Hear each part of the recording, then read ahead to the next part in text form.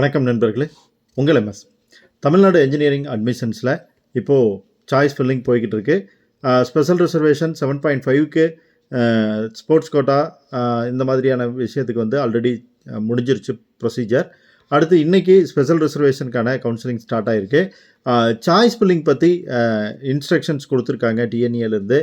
அது ஒன்றுன்னா நம்ம அடுத்தடுத்த வீடியோவில் பார்க்க போகிறோம். இந்த வீடியோவில் மிக முக்கியமான விஷயம் என்ன அப்படின்னா, நீங்கள் எப்படி சாய்ஸ் செலக்ட் பண்ணுறது அப்படிங்கிறது. உங்களுக்கு பல்வேறு விதமான ஆப்ஷன்ஸ் கொடுத்துருக்காங்க. நீங்கள் கோர்சஸ் வந்து செலக்ட் பண்ணுறதுக்கு உங்களுக்கு விருப்பப்பட்ட கோர்ஸ் அல்லது காலேஜை அவங்க கீழே கொடுத்துருக்கிற அந்த ஃபில்டரில் நீங்கள் போய் கொடுத்துக்கலாம்.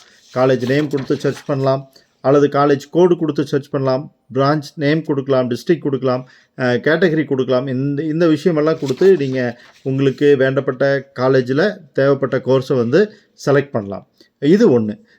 எவ்வளவு நம்பர் ஆஃப் கோர்சஸ் நீங்கள் கொடுக்கலாம், லிமிட் எதுவும் இருக்கா அப்படின்னு கேட்டிங்கன்னா, தேர் இஸ் நோ லிமிட் அப்படின்னு தான் சொல்லணும். உங்களுக்கு எவ்வளவு அவைலபிள் ஆப்ஷன்ஸ் இருக்கோ அவ்வளவும் நீங்கள் கொடுக்கலாம். பெஸ்ட் ஆப்ஷன் என்னென்னா, எவ்வளவு மேக்ஸிமம் நம்பர் ஆஃப் சாய்ஸஸ் கொடுக்க முடியுமோ அவ்வளவு கொடுங்க. குறைஞ்சபட்சம் 100-200 சாய்ஸஸ் கொடுத்தீங்க அப்படின்னா தான் உங்களுக்கு வந்து நீங்கள் எதிர்பார்க்கக்கூடிய காலேஜ் கிடைக்கலைனாலும் கூட அடுத்தடுத்த கட்ட காலேஜஸ் கிடைக்கிறதுக்கான வாய்ப்பு இருக்கும். ரொம்ப கம்மியாக ஒரு 5-10 அல்லது 1-2 காலேஜ் கொடுத்தா போதும், இது எனக்கு கிடச்சிரும் அப்படிங்கிற நம்பிக்கையில் தயவு செஞ்சு லிமிட்டட் நம்பர் ஆஃப் சாய்ஸஸ் வந்து கொடுத்துடாதீங்க. எவ்வளவு நம்பர் ஆஃப் சாய்ஸஸ் அதிகமாக கொடுக்க முடியுமோ அவ்வளவு நம்பர் ஆஃப் சாய்ஸஸ் வந்து கொடுங்க. இந்த கோர்ஸ் செலக்ட் பண்ணுறதுல ஒரு மிக முக்கியமான விஷயம் இருக்குது. உங்களுக்கு கொடுத்துருக்கக்கூடிய லிஸ்ட்டில் வந்து இப்போது உதாரணத்துக்கு அண்ணா யூனிவர்சிட்டியில் சிஇஜியில் வந்து கம்ப்யூட்டர் சயின்ஸ் இருக்குது. இந்த கம்ப்யூட்டர் சயின்ஸ் சீட் அவைலபிலிட்டி வந்து 2 கேட்டகரியில் காட்டுவாங்க. ஃபஸ்ட்டு கேட்டகரி வந்து ஓப்பன் கேட்டகரி சாய்ஸ், 2வது கேட்டகரி வந்து கம்யூனிட்டி சாய்ஸில் இருக்கும்.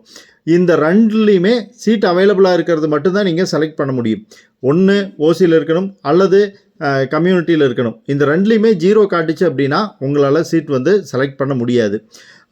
எஸ்சிஏ கேட்டகரி பொறுத்த வரைக்கும் ஒரு ஸ்பெஷல் ரிலாக்ஸேஷன் உண்டு. என்ன அப்படின்னு பார்த்தீங்கன்னா, நீங்கள் ஓப்பன் காம்படிஷனில் செலக்ட் பண்ணலாம், இல்லை எஸ்சிஏல செலக்ட் பண்ணலாம். எஸ்சிஏல ஒரு வேளை சீட் இல்லைன்னா எஸ்சி கம்யூனிட்டியில் இருக்கக்கூடிய சீட் வந்து நீங்கள் செலக்ட் பண்ணலாம். ஸோ இதெல்லாமே வந்து நீங்கள் சீட் செலக்ட் பண்ணுறதுக்கு யூஸ்ஃபுல்லான விஷயம் இந்த வந்து இன்ஸ்ட்ரக்ஷனில் கொடுத்துருக்காங்க. மீதி இருக்கக்கூடிய இன்ஸ்ட்ரக்ஷன்ஸை நம்ம பார்ட் 2ல் பார்க்கலாம். மறக்காமல் அந்த வீடியோவையும் பாருங்கள். இந்த வீடியோவை ஃப்ரெண்ட்ஸுக்கு ஷேர் பண்ணுங்கள். பிடிச்சிருந்தால் லைக் பண்ணி சேனலை சப்ஸ்கிரைப் பண்ணுங்கள். Bye friends.